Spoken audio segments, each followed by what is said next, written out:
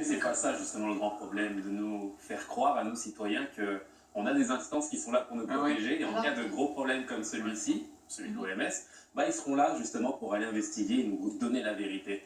Vous avez parlé justement de ces chercheurs en laboratoire qui n'osaient pas parler, mais il y a des gens sur les réseaux sociaux qui ont essayé de parler et qui se fait targuer de complotistes. C'est extrêmement difficile à gérer et aussi le fait de se dire que bah, à cause de ça, bah, on n'a plus confiance tout simplement. On se dire que, écoute, on est là à croire tout ce qu'on nous dit à la télé, puis finalement, bah, si on veut enquêter, on ne peut pas. Si on dit qu'il y a peut-être un problème là-dedans, bah non, t'es un complotiste. Moi, je trouve qu'il y a beaucoup de choses à remettre en question parce que c'est... En fait, on a un petit mea culpa, on l'a tous fait. Là.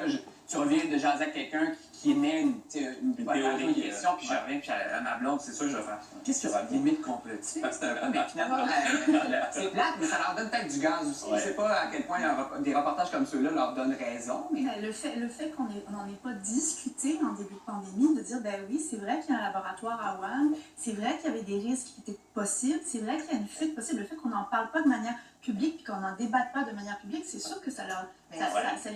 Là, on arrive 1 an plus tard, puis eux, déjà, nous, on le savait, c'est ça qu'ils nous disent, on savait qu'il y avait un laboratoire, mais oui. Et c'est pas le seul, il y en a une 60aine comme ça dans le monde, il y en a plusieurs autres en construction. Moi, ce qui m'a troublé aussi dans le documentaire, bon, on sait tous qu'il y a quelque chose de vraiment politique à toute cette crise-là, mais ce que j'ai appris, là, le gain de fonction, là, les recherches qu'ils sont en train de faire pour transformer les virus pour qu'ils soient plus virulents et qu'ils puissent mieux attaquer les êtres humains. Moi, ça m'a fait capoter. Dans le but de comprendre. La manipulation. Comme une collectivité. Oui, c'est ça. Au départ, l'objectif n'est pas mal intentionné. Hein. C'est vraiment de comprendre les virus. Qu'est-ce qui fait qu'un virus qui est déjà inquiétant pourrait devenir encore plus inquiétant? Et il y a plein de chercheurs, il y a plein de gens qui disent, ben, ça en vaut la peine parce qu'on va peut-être être capable de prédire la prochaine pandémie, mais il y en a beaucoup aussi qui disent, des centaines qui ont signé des lettres et des pétitions qui disent ça n'en vaut vraiment pas la peine, il faut complètement arrêter ça.